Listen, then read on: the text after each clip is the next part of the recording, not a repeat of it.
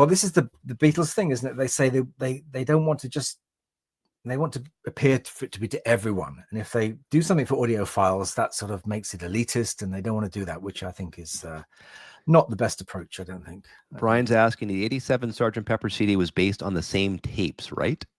I think this Sgt. Pepper 87 CD was cut from a safety of the original, I think. Okay. Different to this tape, this Audio 5 tape. I'm not really sure. So you said the 87 Sgt. Pepper doesn't sound that bad. So what are you hearing different from the Audio 5 versus, let's say, the 87 CD or even the Nimbus cut? Well, the Audio 5 was EQ'd. It was like they sweetened the top end a bit. More compression. They put a bass on it. The 87 CD was basically flat. A lot of CDs done around that time were basically flat copies of the tapes. Some were good, some were bad. Beatles ones, as Miles said to me, this was an album which was recorded really well in the first place, so you can't really go wrong with many copies of it. So the quality is always going to be high on most pressings, official pressings anyway. Jeremy, MoFi Sgt. Pepper has a smiley EQ. Yeah, well, some people like that. I like a lot of the MoFi stuff. I'm one of those. I'm one of those. Yeah, some people like that sort of warm, sort of like soft, bright and warm, comforting sound.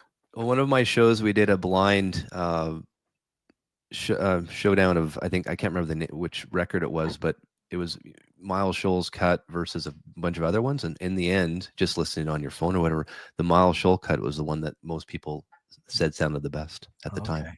Yeah. Kind of interesting. He does great work. I love Miles. He's great.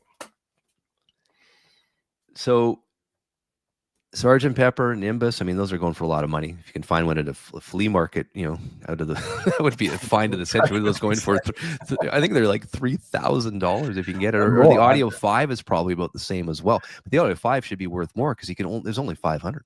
Yeah, the Audio 5 is rarer. As sealed Nimbus copies go £5,000-6,000. So I have the 30th anniversary Sgt. Pepper, the Australian one, which the Audio 5 tapes were used. What are your thoughts on that one? Because I thought that sounds pretty damn good. I haven't heard that one. I like it. No, I mean, it's on red vinyl. It's on red vinyl. It was cut from this same tape. Yeah, by a different person. So I wonder if they would have used the same mastering notes. It says half speed cut, 15th of April, 82. So I was right. Audio 5 is half speed cut. So the 30th anniversary, I believe, is half speed cut as well. And PSO 7027. Yeah, it was cut by Otto somebody. That was cut in October 82.